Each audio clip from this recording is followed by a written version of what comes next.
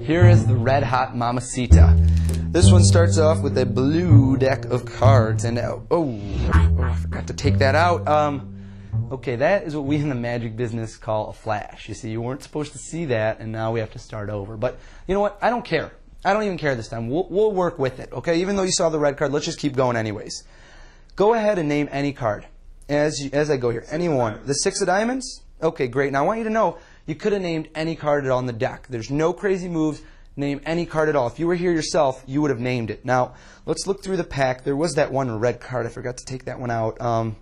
There it is. There's just one of them. And well, you know what? That would be so weird if, no, it couldn't possibly be the 6 of diamonds you just named. That, I'm telling you, that really freaks me out. I don't know how that's possible. That's genuinely weird. You know what? Let's try it again. This couldn't possibly happen twice. As I go here, whenever you want, just say the word stop. Stop. Right here? Okay, let's take a look at it. The jack of spades. Are you ready? Are you ready? I'm just teasing. It's still blue. I can't. It's very obvious. You see, you already picked the one red card. I mean, they're so easy to tell apart. This one's red. This one's blue backed. In fact, what would be cool is if I could take the 6 and if I could take the jack and trick you up so you wouldn't know which was which. Now, it would be really hard to do because obviously the jack is blue backed. So take a look at this. I mean, let's see if I can make it deceptive. You can see the 6 by the red back and you can see it by the red front. But if I take it and I rub it against the cards, it actually absorbs the ink until it turns blue itself. And over here, that jack is now red. And that is Red Hot Mamacita. Here is the instructional video on Red Hot Mamacita. To begin, you're going to need a blue deck of cards or a red deck, whatever you'd like. If you're going to follow along with me, use a blue deck. And I have a duplicate here. I have a red jack of spades and a blue jack of spades. And you're going to need some double stick tape. This is a good kind right here. It's the Scotch permanent double stick tape. It's got kind of a plaid yellow and a black design on the front from 3M. Go ahead and rip off about a 1-inch chunk and place that right on the face of the red jack of spades here, the red back jack of spades. Now notice you're going to need a court card for this. So whether you want to use a jack of spades or anything else, you need a court card because that obscures the tape. You can't see it. Even from close up, people watching the trick will not be able to see that. Here's the initial setup. Another quick note of advice is you're going to want to wear this tape out a little bit. Touch it, play with it, practice the trick a few times with the tape before you use it. You don't want the tape to be completely new. It's going to make the trick harder to perform. It needs to be worn in just for, half hour, 45 minutes of playing with it. The odd back jack goes on top, count over 4 cards, and then place the other jack. That's the setup. And you're going to maintain a break below the red card and cut it into the middle. So you've got a break below the odd backed jack of spades. At this point, you're going to spread the cards out, talk about how it's a blue deck, and then act surprised and, oh, I messed up. There's the red-backed card. You're going to close these up, and as you do, before I closed it up, I spread over 4 cards. 1, 2, 3, 4. 1, 2, 3, 4. And I catch a break above that other jack of spades. Catching a break above it as I close the pack, and I'm going to be in preparation for a turnover pass. Now you're going to do the turnover pass on the offbeat as you talk about, oh, I didn't mean to do that, and you're going to do it right there. Here's a turnover pass. You've got a break above the blue jack of spades. Right hand goes above. Your forefinger is going to curl underneath the cards, and here's an exposed view of what's going to happen to the bottom packet. You're going to, using your forefinger, flip the packet 90 degrees, just like so. Okay? And that's going to be under cover of your hand. So from below, here's what it looks like. It gets flipped over 90 degrees. Now from on top, look, it's invisible. You can't see it, and I just did it. As soon as it gets to this point, you're going to use your right forefinger to flip this packet around. Okay?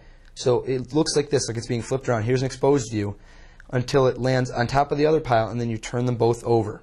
So all it looks like, it should look just like you turned over the deck. And in reality, you actually cut the deck while you were doing it. You were doing a turnover pass. So that's the turnover pass. At this point, you should still be pattering about how you caught me, but it doesn't matter. And we're going to get in preparation for a spread call force. Your jack of spades, the odd backed one with the double stick tape, is 5th from the face. And on the bottom of the pack will be the blue jack of spades. Now what you're going to do here is as you spread, don't have much attention to the deck, just spread and patter, talk to your audience. You're going to take the card that's 4th from the face as you're spreading and push it over the one with the double stick tape, over the jack of spades in this circumstance. And as you bring it over, from below, your fingers, your middle ring and forefinger are going to pull that jack out of the spread just by riding it out of the spread, just like so. So you can keep pushing cards over, and they're going to ride above it. Now that's why you need to wear out the tape, because otherwise the card will stick when you're trying to cull it out of the pile. So that's why you want to wear it out a little bit. Right now it's a little bit tough because I just took a brand new piece of tape. So from above, they can't see that jack from below. It's a standard cull force. They name any card. Let's say they name the 7 of diamonds. Watch what I do from below. Here's the 7. As I close the pack, I'm going to stick that jack of spades, the red one, right behind that 7. Okay? So the jack is ending up right behind it as I close the deck. It's invisible. Close it up, square it up, and nonchalantly squeeze. Okay? That's going to secure the double stick tape. Squeeze it as you turn it over. At this point, you're simply going to spread it through the deck, find the one red card, supposedly one, it's actually 2 stuck together, and pull it out and throw it down. And once again, don't try and throw it down. Don't be very casual. Just toss it. Who cares what happens? You can even move it around. That's the beauty of having 2 cards stuck together with the double stick, is that it looks just like one card no matter how much you move it. So be real nonchalant about it. Next, we're going to do a Hindu shuffle force to force the top jack of spades. Here's how this works. You're going to do a standard Hindu shuffle control. You're going to pull off a pile, and then as you come over to pull off the next pile, you're simply going to grab with your thumb and middle finger a chunk of cards and steal them away. Okay, and that chunk on the top is that force card. And you're going to grab that off, and you're going to say, okay, as I go here, whenever you want, just say the word stop. And notice I do that when I have about 20 cards left. And I keep going, and as soon as they say stop, right when they say stop, I pull all the cards away that were above the jack of spades. This is a matter of timing. This is a force that relies on timing. So you have to practice. The best way to learn it is by performing it. It's all about timing. You'll understand when people are about to say stop. Your pattern should be, as you pick it off, say whenever you want here, just say the word stop. And more than likely, they're going to say stop right now. And that's when you pull it off, drop the cards on top, show the jack of spades. At this point, you can drop it down. I like to turn both over and emphasize. Look, the red 7 has the red back, and the blue jack has the blue back. It's really easy to tell them apart.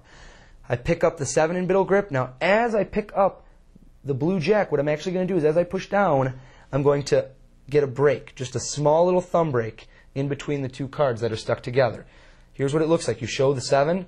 As you push down, it's really easy to just allow that card to fall off your finger, just like a thumb count, and you take the 3 cards, what they believe is 2, and you square those against your hand. Now, as you square these, you're going to catch a break below that jack of spades. Square them up, and you're catching a break below the jack of spades with your pinky, and just let the flesh of your ring finger kind of get in along with your thumb break, because you had that thumb break in between the red card and the blue and below it. Just let that happen.